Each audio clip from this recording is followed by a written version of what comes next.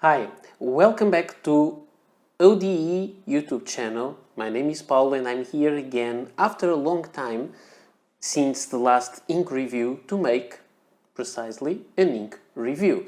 So today I am showing you this ink which I got in this little vial, which is not in very good condition anymore. This is the logo. And here it is. This is the great, it had an accident, but it is the Great Fountain Mystery Brown. And this Great Fountain Mystery Brown is an ink from an Italian brand by Gabriele Falcinelli in Italy, and he makes these artisanal inks. He has 3 colors. This is one of them. He's the guy that made those little stoppers for the cartridges made of brass that I showed you before. So I will leave a link below to a store where you can buy this ink, and he's selling the ink as little 3 milliliters vials or as a 50 milliliters bottle. And for the 50 milliliters bottle you will have a cost of around 20 euros. This is nowadays the new rules on the EU show with the VAT from the country where you're buying from. So this will cost 20 euros with the Portuguese VAT, but the real price is around 17 euros. So this is the price of the ink. I have to show you the ink swatch for this pen, and here it is. So this is the Great Fountain Mystery Brown, and it is a color that is called brown, but it actually has some kind of a terracotta feeling, to my opinion, like this. That's what I would call it. So it's not a real dark brown.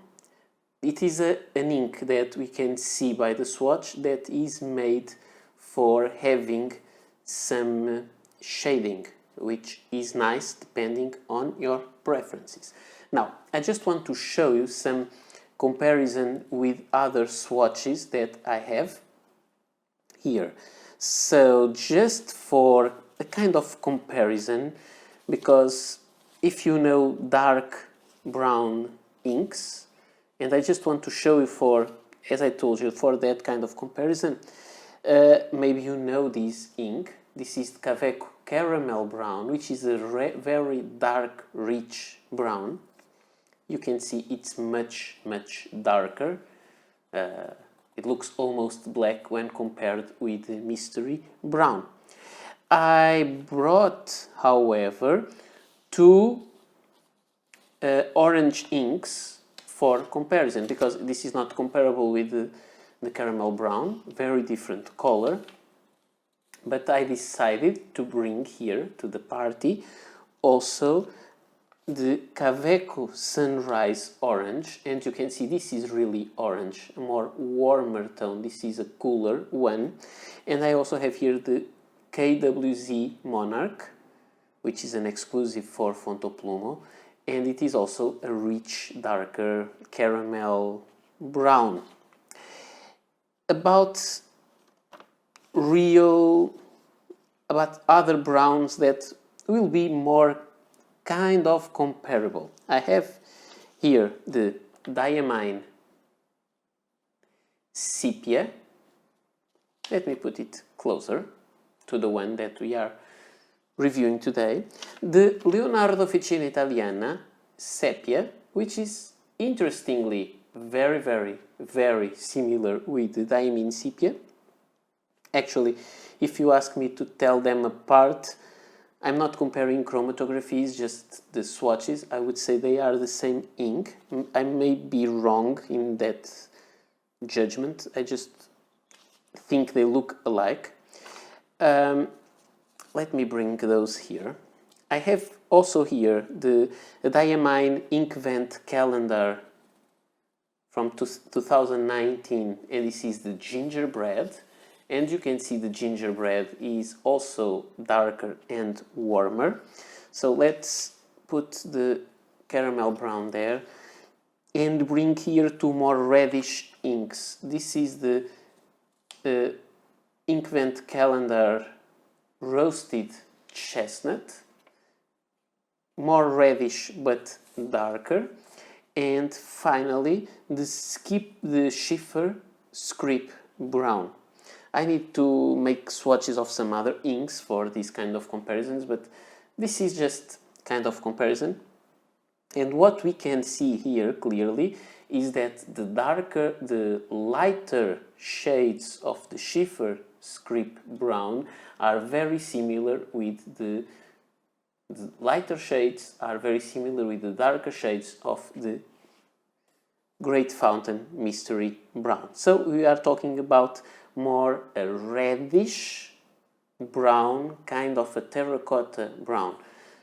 Again, this is the Lamy Safari original Terra Red pen, and you can compare the color, and I would say it is kind of a perfect match for this pen.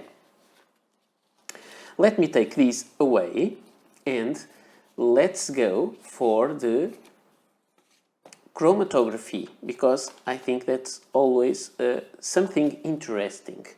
And when we get to the chromatography, I know some people, I think the right way to do the chromatography is to draw a line of ink and while it is still wet, put it in the water and let it go. I do it in a quite large paper. It didn't have to be so large, but I started like that and I will keep that going. And I do that after it is dry, because I think it's nice to see how permanent it is. And if it is still wet, it may not be a fair comparison. And what we have here, we have an interesting feature. We can see that the line, this is written with the ballpoint, this was written with the pen, just a line. And that line is kind of gray and it is permanent. So it has some water resistance. It's not perfect, but it has some water resistance in kind of a grayish tone. The rest of the ink is just washes away, and you can see it is mostly red, yellow, almost magenta. And it makes some sense to make this kind of brown. I think some other kinds of browns may have even a little bit of green to make a more muddy color, but this one is mostly on the magenta, orange, yellow, and it makes sense. The pens that I showed you for, the pens that I chose for this review are the Lamy Safari original Terra Red, which is the pen for 2021, the special edition, and this one is the Lamy with the fine nib, steel nib, and the other one that I brought, because I started making the reviews only with a fine nib, but then some people ask how it works with a broader nib, so I started to use a broader nib. I chose these Lamy, so two Lamy pens. This is the Lamy CP1 in brushed steel, the Lamy CP1 model 50, as I think you can see there. And this one has a gold nib, which is, I would say, an oblique broad, or gold nib, oblique broad, or oblique double broad, but not sure. So I call it oblique broad. And so let's see how the ink performs with both these pens. And we have 3 samples of paper as usual, and let's put them here. like this. And let's start with this one. This is the Moleskine paper, the kind of a yellowish cream color. And we can see here the ink. The ink on this paper looks a little bit reddish, as we would expect. This is the swatch where I put more ink there, and when we flip it we can see there are some bleed through, but not that bad for Moleskine paper, which is not very fountain pen friendly. One thing that always happens, or most of the time happens with the Moleskine paper, is that we lose shading, at least when we are using fine nibs. When we go to the oblique broad, you can see a little bit of shading, but the colors seems a little like if it was like a pastel or a powder that we applied over the paper. It has a very strange apparent texture. Then I have here, as usual, the Oxford Optic paper, which is a much nicer paper that allows us to see shading and sheen. This pen has no shimmer. I don't think it has any sheen, even where it is applied in a bigger amount. As you can see in that dot on the eye, there is really no sheen. But here you can see some color variation. Not that much when I'm using the finer nib, but when I'm using the oblique broad, you can really see some shading. And that is nice if you like that. And when you look at this shading, you can really check all the shading from this lighter version to a more saturated color. And I think many people would go for an ink like that. And you can see here the comparison with the two papers. The Moleskine paper is much less interesting with this ink. Also, the ink looks more reddish on this cream paper. In the Oxford, there is no bleed through. Then I have the Navigator 80 grams per square meter, which is a copy paper. And here we have the swatch, and when you look at the back side of the swatch, we have some bleed through, not much bleed through when writing with the fine Lamy Safari, but when we are writing with the broad Lamy CP1, you can see some bleed through in some spots. And here you see I think you can see some color variation even on the F nib, and you can see more on the broad nib. Even though, let me grab the three papers, you will see that where you have the richest color variation is on the Oxford Optic paper. One interesting thing is that I don't see any relevant feathering, which is something that is nice. I don't like really inks that feather a lot, although, for example, one of my favorite browns, the Parker Quink Brown, feathers a lot, and it's annoying when you're using not so good paper. And even on the Moleskine paper, you don't see.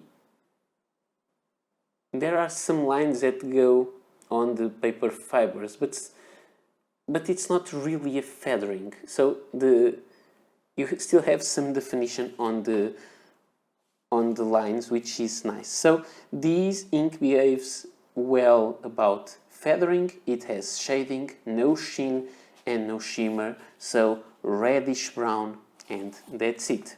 And now let's go for the final part, which is showing the ink on Rhodia dot pad and Rhodia paper, which is the same paper where the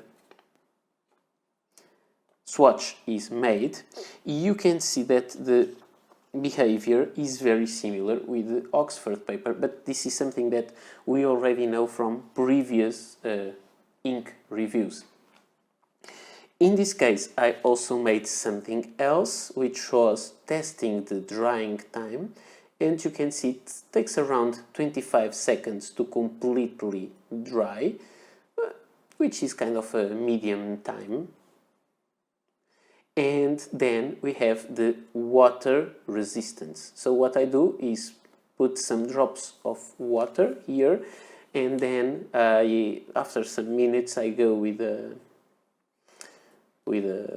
paper cloth and just absorb the excess water. And you can see, as I told you, with the chromatography there is a gray water resistant line. You can see there is gray there. So if you ask me, is this ink water resistant? No, I would not say that. It's not waterproof, but I think it would be still readable if wet, because you have it written in gray. The color washes away, but the gray lines are still visible. And so let's just go for the final part where I write the famous phrase that I don't write on my reviews, which is the quick brown fox jumps over the lazy dog. If you leave the ink unused or the nib unused for some time, it gets more saturated like this, but if you write for a longer time it tends to become less saturated again. So this is not really what happens the most. It tends to be thinner like that. And let's do the same with the Lamy CP1 with the oblique broad nib, and it is the quick. This is very strange for me to write with such a broad nib. The quick brown fox jumps over the lazy dog. And again, the same thing happens if you have, I think I had now these pens unused for a couple of days, so the ink looks richer, but it will actually look like this at the long run. And you can see there is some shading with the fine nib, but when you go to the oblique broad, you can see a lot more shading in this reddish ink. So it is a very interesting ink. I will leave the link for the store where you can get this ink in vials like this or in 50 milliliter vials. I will soon review the other two inks that Gabriel sent me from his same brand, the Great Fountain, which has this logo. And this is it. So I hope you enjoyed this video. I hope this is useful for you to choose this ink or some other, and I hope to meet you here soon again on the channel. Bye.